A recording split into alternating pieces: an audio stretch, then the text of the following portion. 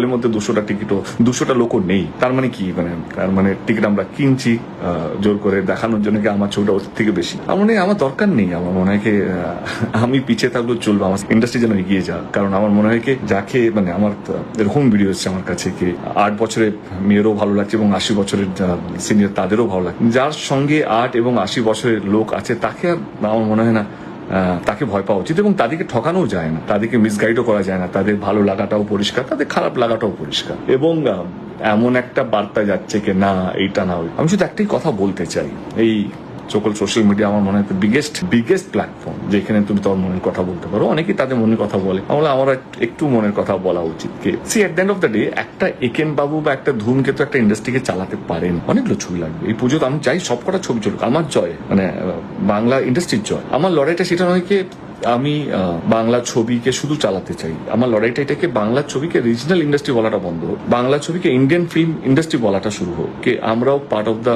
Indian film industry, আমরা শুধু regional industry নয়। সেখানে শুধু একটা একেন বাবু, ধূমকেতু, প্রজাপতি, টনিক শুধু হবে না। সেখানে বড় ক্যানভাসের ছবি লাগবে, সেখানে বড় মাস ফিল্মও লাগবে, সেখানে রঘু ডাকাতও লাগবে। তো আমি এটুকু অনুরোধ করবো, যারা ভেবেছেন টিজার দেখে টেলে দেখে রঘু ডাকাত দেখবেন, দেখুন। কোনো বায়াস রিভিউজ বা কোনো ফোর্স রিভিউজ এর মধ্যে যাবেন না। যদি একবার ভেবেছেন 18 বছর 20 বছর সার্ভিস আমরা সবাই দিয়েছি, তো আমার মনে হয় একটু তো বিশ্বাস করতে পারেন। যারা দেখেছেন তাদের অসম্ভব ভালো লেগেছে।